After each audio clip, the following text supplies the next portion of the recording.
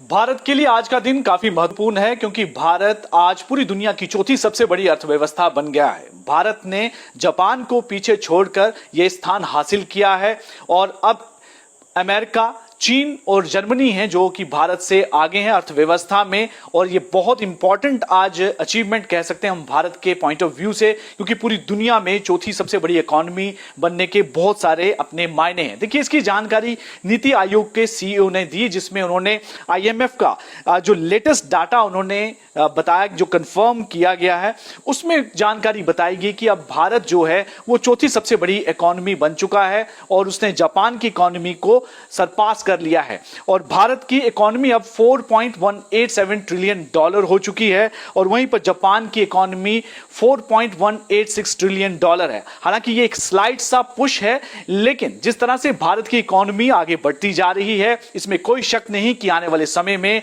Bharat Germany को भी इसमें पछाड़ देगा और तीसरा स्थान हासिल कर लेगा।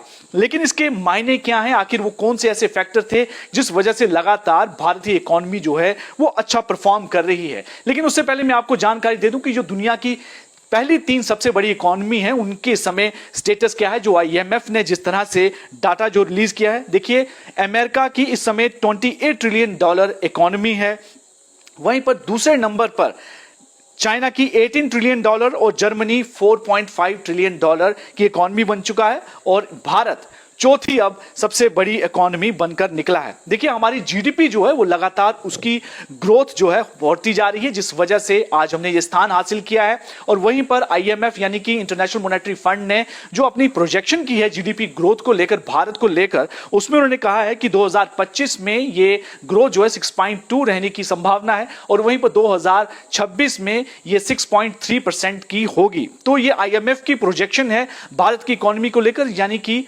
इकोनॉमी जो है वो लगातार बढ़ती जाएगी। इकोनॉमी के पॉइंट ऑफ व्यू से बेहतर काम करता रहा तो आने वाले 2.5 से 3 साल तक एक ये भी संभावना जताई जा रही है कि हम जर्मनी से भी आगे निकल जाएंगे, यानी तीसरा स्थान जो है वो इकोनॉमी में हासिल कर लेंगे। लेकिन आखिर वो कौन से पॉइंट हैं जिसकी वजह से ये इकोनॉमी में हमें इतना बेहतर प्रदर्शन किया है? पहला तो ये स्ट्रॉन्ग डोमेस्टिक जो रिफॉर्म्स हैं, यानी कि जो हमने जीएसटी सिस्टम लाया है और आधार लिंकेज सिस्टम है, डिजिटल जो पेमेंट करने के तरीकेकार हैं, इसमें एक ट्रांसपेरेंसी जो है इकोनॉमी में आई है और बहुत बड़ा बूस्ट जो है इकोनॉमी को मिला है। और वहीं पर भारत जो है अभी फिलहाल एक यंग कंट्री है और इसलिए सबसे ज्यादा ब्राइट चांसेस हैं भारत के लिए इकोनॉमी में बहुत अच्छा और बेहतर परफॉर्म करने के लिए। आईटी, फार्मा और सर्विसेज एक्सपोर्ट में भारत सबसे ज्यादा स्ट्रांग है, तो उसमें भी इकोनॉमी को बहुत बड़ा फायदा जो है भारत को मिलता है।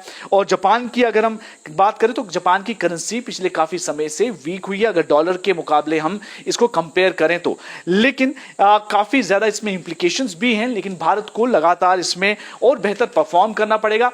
लेकिन इससे कुछ चीजें जो हैं वो बड़ी इंपॉर्टेंट भारत के पॉइंट ऑफ व्यू से हुई हैं।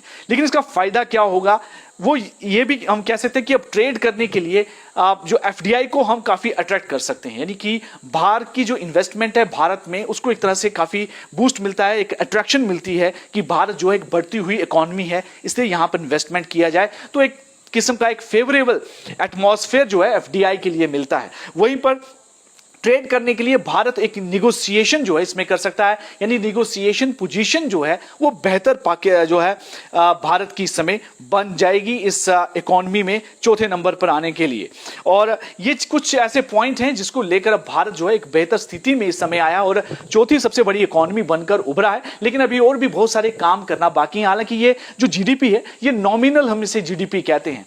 अब जो जीडीपी पर कैपिटा है उसमें अभी भी भारत काफी पिछड़ा हुआ है अगर जापान के साथ अगर उसे हम कंपेयर करें। लेकिन समय के साथ साथ जब इकोनॉमी बड़ी बूस्ट करती है तो लोगों का भी उसमें डेवलपमेंटल जो काम होते हैं और लोगों का भी एक तरह से ओवरऑल उनकी भी इकोनॉमिक कंडीशन जो है वो बेहतर होकर निकलती है। और उम्मीद करेंगे कि आने वाले समय में भारत जो है वो और डेवलपमेंटल आम जो लोगों में एक तरह से उसकी अपलिफ्टमेंट को लेकर जो डेवलपमेंटल काम किए जाते हैं उनमें जो इकोनॉमिक सुधार होते हैं उसमें भी बेहतर परफॉर्म करेगा।